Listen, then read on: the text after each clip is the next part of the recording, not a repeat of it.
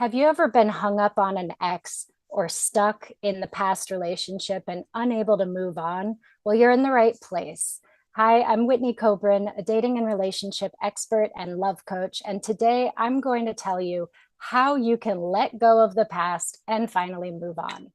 What if they alright? Baby, can we still shine? Tell me that will be fine. Always still in love. Hey, what if they alright? Baby, can we still shine? Tell me that will be fine. Always still in love. Yeah.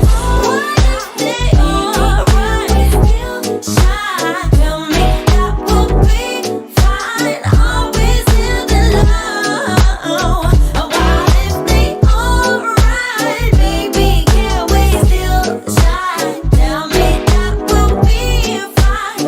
Always still in love. Oh, what if they alright? Hello, Baby, welcome, can welcome we back. still So, shine? today we're going to be talking about how to let go and move on.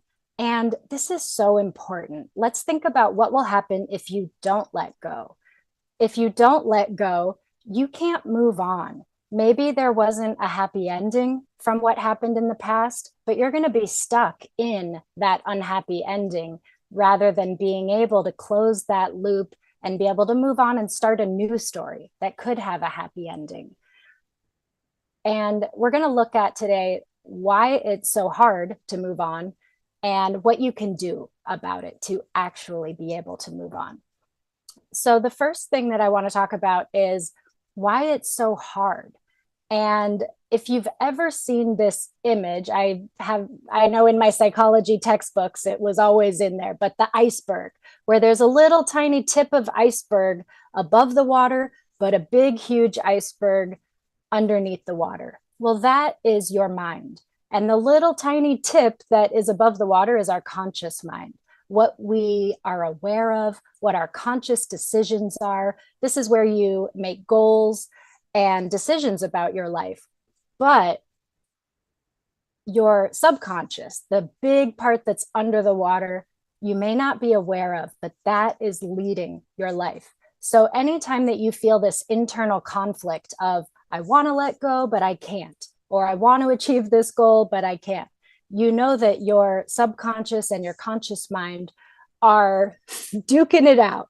So there is a battle happening between what one wants and what the other one wants. And our subconscious mind is programmed to keep us safe. That's why it's so hard to reach a challenging goal, because your subconscious mind will think about all the dangers. Well, what if I make a ton of money and then people want things from me? Or what if I make it and lose it? Or what if I try really hard and I fail? All of these fears will hold us back and keep us stuck and keep us in our comfort zone. And it's a very similar thing happening when we are stuck in the past. Our minds, our bodies, we get programmed just like computers, right? I don't know if you realize this, we have created computers in our image. We have a lot of the same defragmenting and processing. So let's think about it like that. When you were with that person or when you were experiencing that past event, it felt good. And you began to be programmed to want that thing, to need that, to enjoy that. Let's just assume it's a person. You're having a hard time getting over an ex. And so you're programmed by being around that person all the time that that's what you want, that is your everything. And then all of a sudden, let's say they're gone and it's over and you just can't move on. It's hard because deep down, you have these feelings that you want to stay attached, that there's hope of getting back together, that maybe this is the best you can ever do. And so the first step to being able to let go and move on is to acknowledge, what are your actual thoughts? What are you actually thinking about this? And you might have very contradictory thoughts of, I'm ready to move on and be with someone else, and I really miss this person and I wish we were still together. And just know that that's super normal to have these conflicting views. So, this is the first step. You want to ask yourself also, what is the payoff of still being stuck in this past? What am I getting from it? How am I feeling better, right? Justified. So this might look like if I'm hung up on the past and I'm asking myself, what's the payoff? Maybe if you have kids, you really are trying to be with that person still because there's kids involved and you really want them to have the family. Maybe you just have really positive memories, and now in your current life, you're not having those happy, positive memories. So you are still wanting what was in the past. Your payoff, it might be about being right. Maybe you made a decision a long time ago that that is your person, right? You committed to them, you're loyal, and you don't know how to break that commitment. It's just not something that we're taught to do. We're taught to make commitments and keep them. Granted, a lot of people are quite good at breaking their commitments, but some people really struggle with that. And so I want you to go through this process with a lot of compassion for yourself. Don't beat yourself up in this process. That is totally counterproductive. We want to be able to sit with the thoughts and then sit with the feelings. So when you are thinking about this, it might bring up uncomfortable thoughts, negative feelings. You might want to cry, you might get angry. But instead of just going around those or shoving them down or ignoring them or going and relying on your favorite coping mechanism, drinking, smoking, shopping, whatever it is, instead, you want to sit with that emotion. So, sitting with it means that you focus on it, you feel it, you let it give you all that feeling that you really kind of want to ignore. This is the first step, is just sitting with it. And then we can't just let go, right? If you've talked to other people and friends and family, they might just say, well, just let it go, move on, come on, let's go. And it's just not that simple. We need to process it. We need to get through this step. So after you are able to journal and write down all the thoughts around this thing, and then sit with the feelings that come up around that for a while, right? Maybe for some people in 5 minutes, they'll feel like they've been able to feel those feelings and process it. For other people, they could sit for an hour and maybe need some more time. It's a lot like meditation. I would recommend, if you have a hard time with silent meditation, to have some music, maybe even add some movement to this practice of just sitting with the emotion. And then you want to think about, of all those thoughts that came up, which ones are you ready to let go of? So this is where we connect the thoughts from the unconscious, subconscious mind to your conscious mind. In your conscious mind, you decide, okay, I realize that I'm hanging on to this because I think that there's still hope of getting back together. But I realize there is no hope. It's not going to happen. So you need to first give yourself permission. Say, I am going to move on from this. I am going to let go of this. If you never make that decision, it's going to stick with you and be really hard. So it's going to be important for you to decide, and no one else can decide this for you. And you can only do it when you're ready to do it. But it's a huge step to decide, I'm going to let go of this belief or this thought or this tie that is tying me to this person. And then you want to visualize letting it go. So thank it, because there's been some sort of payoff, right? It's given you hope, it's given you good feelings. Acknowledge that it was there for you, but you no longer need it. And visualize sending it away. Maybe you put it in a hot air balloon and watch it float away. Maybe you drop it into the middle of the ocean, like in Titanic.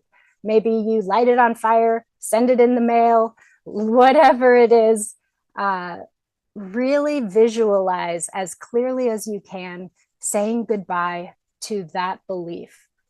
Another thing that you can do to make this more physical is to find an actual object that represents that person.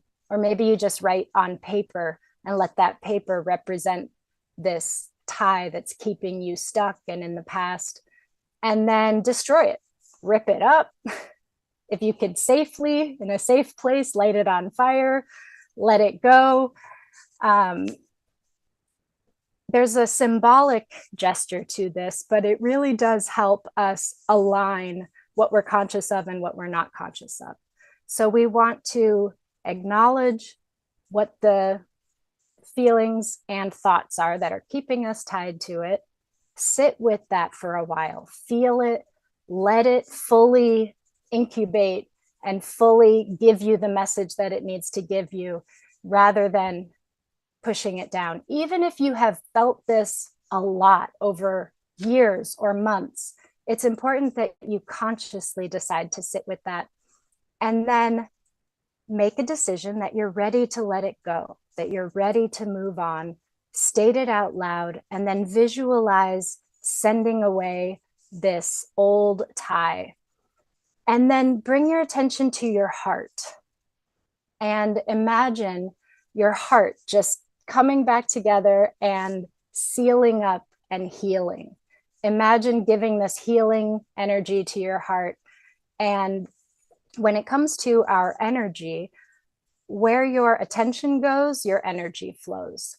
So just imagining and putting your attention on your heart will allow your energy to go to your heart space, and just giving yourself some soothing touch, holding yourself, giving yourself a hug can be very nurturing when you're going through this kind of difficult letting go process. But you want to absorb all of the healing energy that you can, because it depends how you look at this. If you look at it like, oh my gosh, I'm letting something go, I'm so scared, I don't know what's going to happen, I need that, you'll be in this panicky state. And we don't want that. That's not going to be conducive to this healing process. So instead, bring all your attention to healing yourself and feeling good about this, being proud of yourself. You don't want to stay stuck in the past forever. Part of you does, but you know that there are better things out there for you. And in order to move on and create that happy ever after, it's important that we are able to let go, move on. And I'll say something also about forgiveness. Forgiveness is not for the other person, right? If somebody has wronged you, hurt you, left you, broke your heart, whatever they've done, it sticks with us, right? That heartbreak, that anger. But when we can, if we hang on to it, it's like you're taking poison, expecting them to die. You having this stress and this anxiety and this worry about it, even again, if it's not very often in your conscious mind, but it's still in the subconscious mind, you might be dealing with a lot of stress around this and not even realize it. So you want to also be able to forgive in the process of letting go. And forgiveness, again, it's not for the other person. It doesn't matter what they did, how horrific their acts were. If you keep holding on to your anger and resentment, that's only going to be poisoning you. So again, when you're ready, this is part of the process of letting go, is to forgive, to say, I forgive.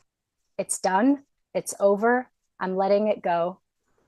And then the next step is to solidify the new going forward and being able to move on. To solidify that, I want you to think of a thought that reinforces what you really want going forward, something that gives you hope. So some of the thoughts that you wrote down in the beginning might have been, I'd really love to be with my ex. They were the best. I'm never going to do any better. So we're letting all of those go. We're sending them away. And you want to replace it with something like, I'm excited for my future, or I know that moving on is the best thing, or I'm ready for my next step. Whatever it is, it should be something that is inspiring to you and reinforces your goals and where you want to go and what you want to do. So I know that this can be a really hard process because we want to hang on to the past. But if you want a new future, if you want to let go, and at some point, it's pretty much always going to be important to let go of something that is keeping you stuck and holding you back. So follow these steps and you'll be able to let go and move on and eventually create your own new happily ever after. All right, I'm not sure if there's something that I should do to end. Okay, 3, 2, 1, and go.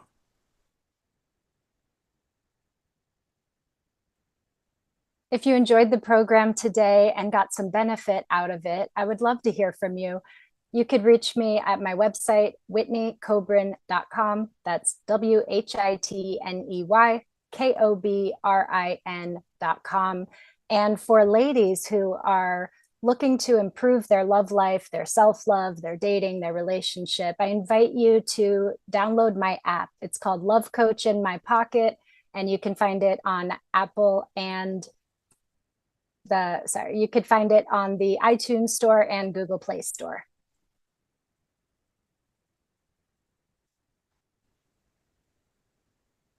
All right, 3, 2, 1, and go. If you enjoyed this program and if you got something beneficial from it, I encourage you to follow the program and also reach out to me through my website, whitneykobrin.com. That's WHITNEYKOBRIN. And if you are a lady who is looking for love or looking to improve your self-love or turn your love life around in some way, please download my app. It's Love Coach in My Pocket. And there are courses and community and lots of resources for you there.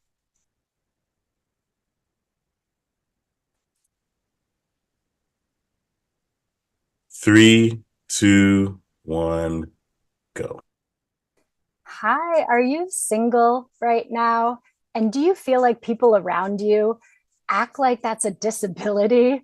Are you sick of people giving you a hard time about being single when it's actually a choice and you're far better off being single than being in any kind of relationship that is unhealthy or draining of you? So that's what I want to talk to you today about, is the joys and unexpected delights of being single. I'm Whitney Kobrin, dating and relationship expert and love coach for women. And I hope you enjoy the program today. 3, 2, 1, go. Are you single and tired of the people around you acting like it's a disability, saying, "Oh, I'm so sorry, you'll find someone soon"? Blah. That's what I want to talk to you today about. I'm Whitney Kobrin, a dating and relationship expert and a love coach for women. And I want to talk about being single by choice and the unexpected delights of being single.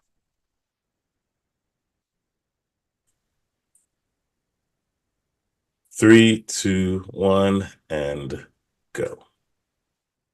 Hello, I'm Whitney Kobrin. Thank you for being here today. And I'm a love coach. I worked as a matchmaker. I work with a matchmaking company. I am all about love, and I love love. And I love helping people find happy, healthy, amazing, lasting relationships, reinvigorate their relationships.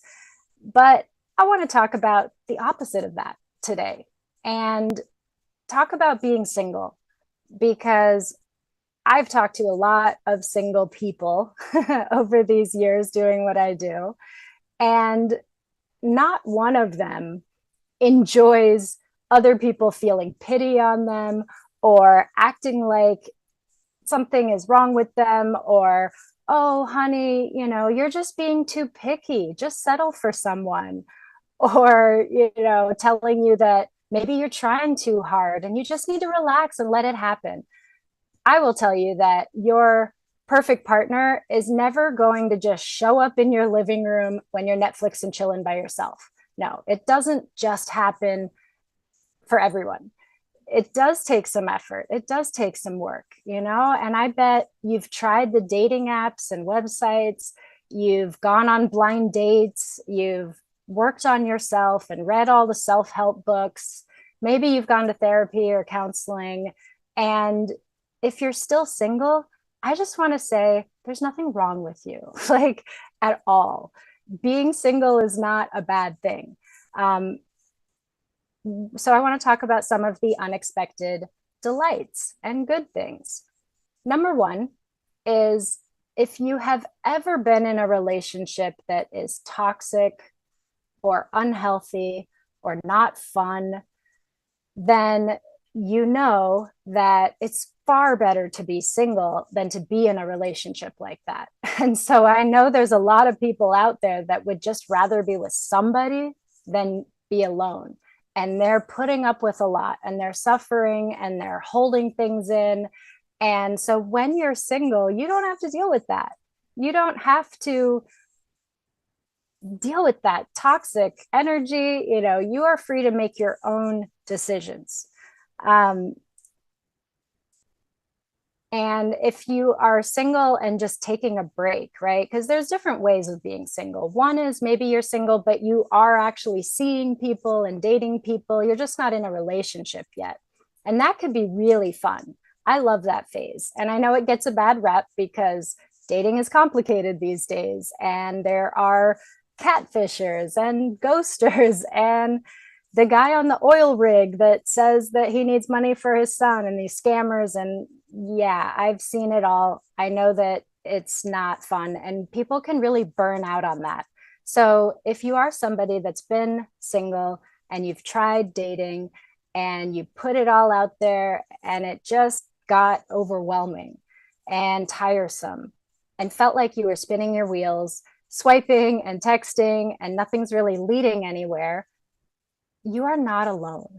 I feel you, I see you, and this is happening a lot nowadays. And so when that happens, it's not a good approach to just power through it and just keep grinding, right? I think we're all kind of waking up to this concept that hustle culture and pushing ourselves no matter what can really harm our well-being and even our physical health. So we need to be in balance.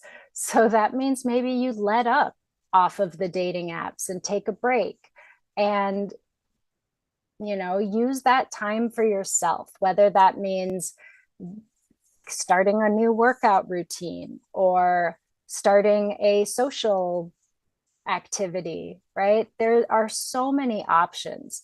And just because somebody's single, it doesn't mean that they're lonely. And it certainly doesn't mean that they have to be lonely. You have friends and family, most likely.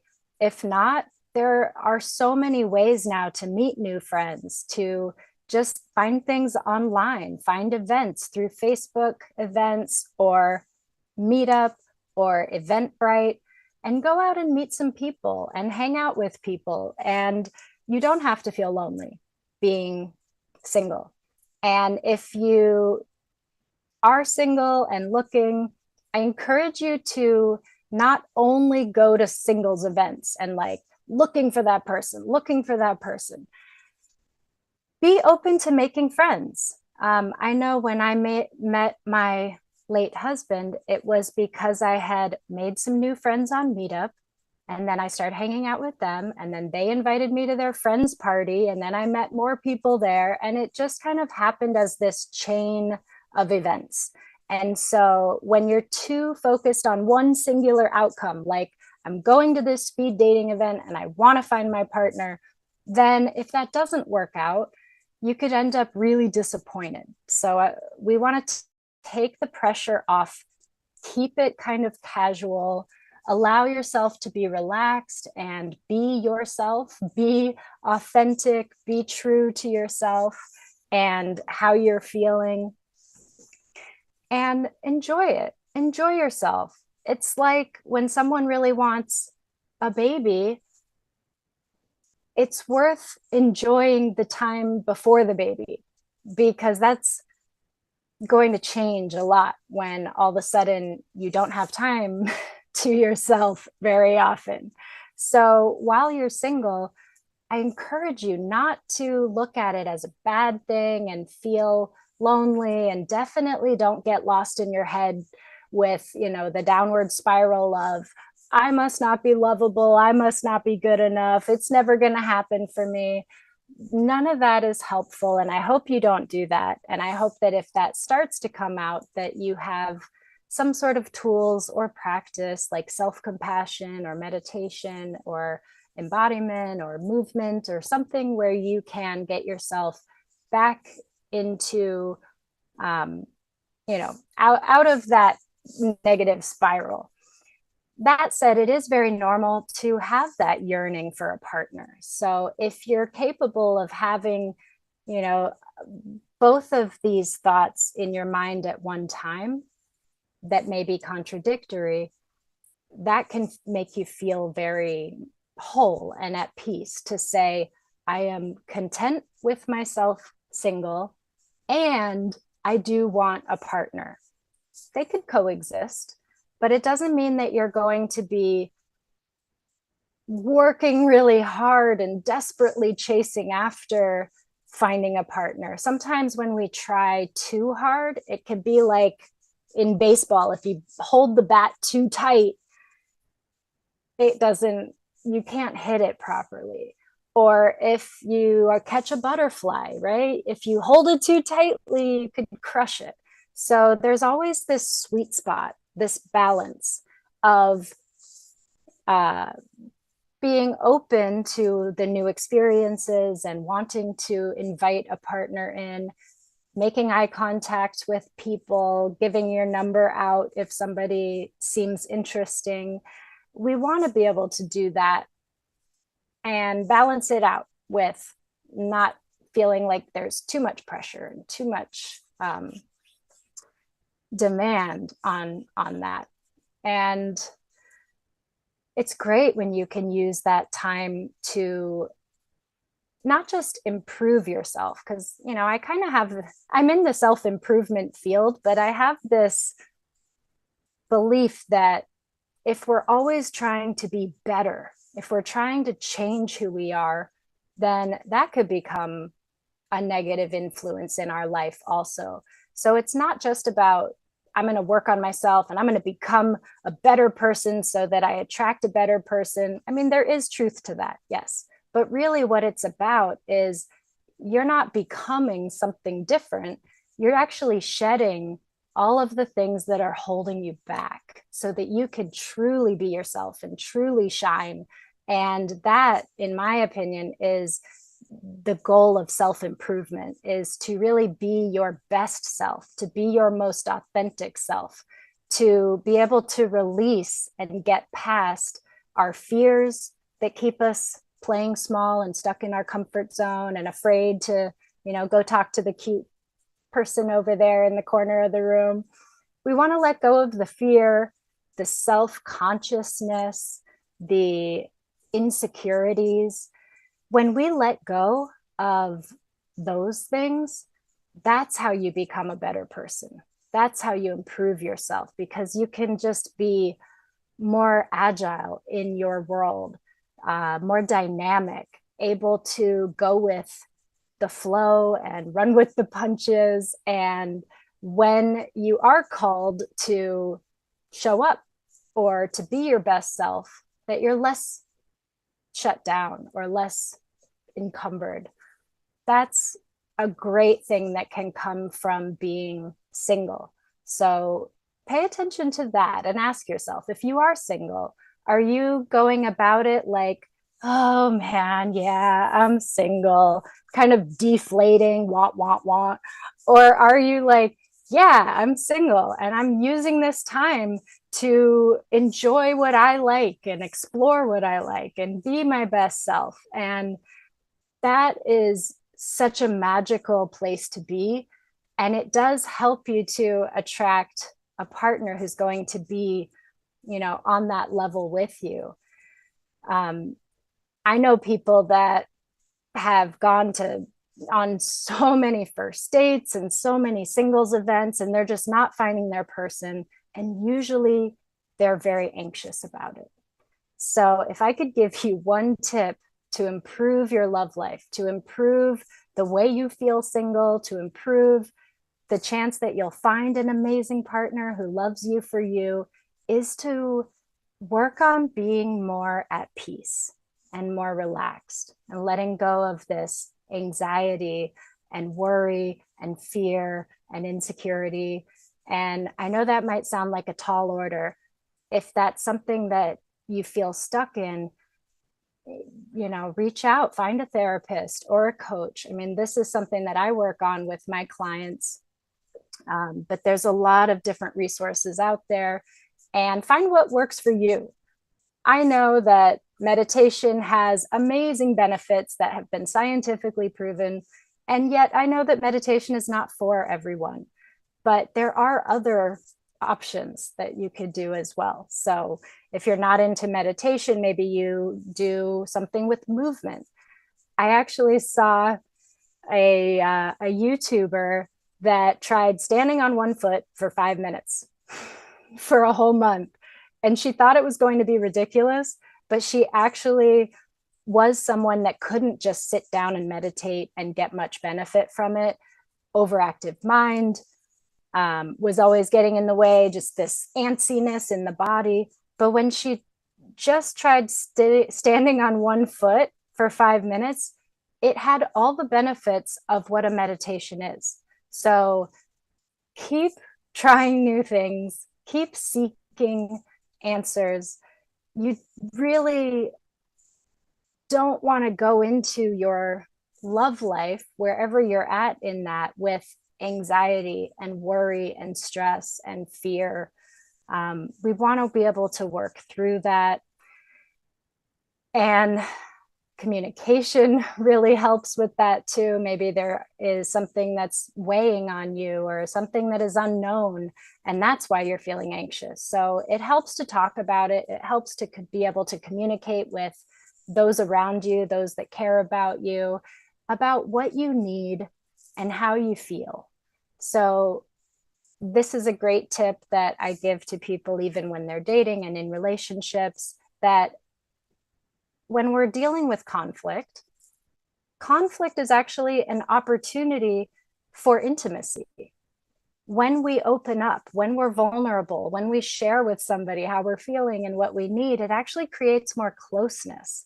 So there are tips and ways to do this, right? We don't have time to get into everything today. But really, what I want to focus on is, if you are single, there's nothing wrong with you. And you hopefully know that already. And I encourage you to live it up and enjoy it. Do what's healthy for you, do what's right for you. Go to therapy, go to a counselor. There's group programs, there's all kinds of different options, there's information everywhere. Sometimes just getting the information isn't enough, right? How many times have you signed up for an online course or a free guide and then you don't even look at it? So that's why sometimes it is good to have a therapist or a coach that will actually meet with you and make sure that you're learning the things and practicing the things and implementing it into your life, right? Someone told me recently that no one hires a coach for information, they hire the coach for transformation. And I 100% agree with that. So if you are sick of people saying things like, well, maybe if you focused on your career less, then you'd have better luck. Or you're such a catch, it'll happen for you. Yeah, we don't want to hear that, right? We know it'll happen when it's time. So keep your chin up, enjoy yourself. And when you're ready to find that partner, I would love for you to reach out to me and I can help you. You can reach me at whitneykobrin.com or download my app, which is Love Coach in My Pocket. Thanks, and see you guys next time.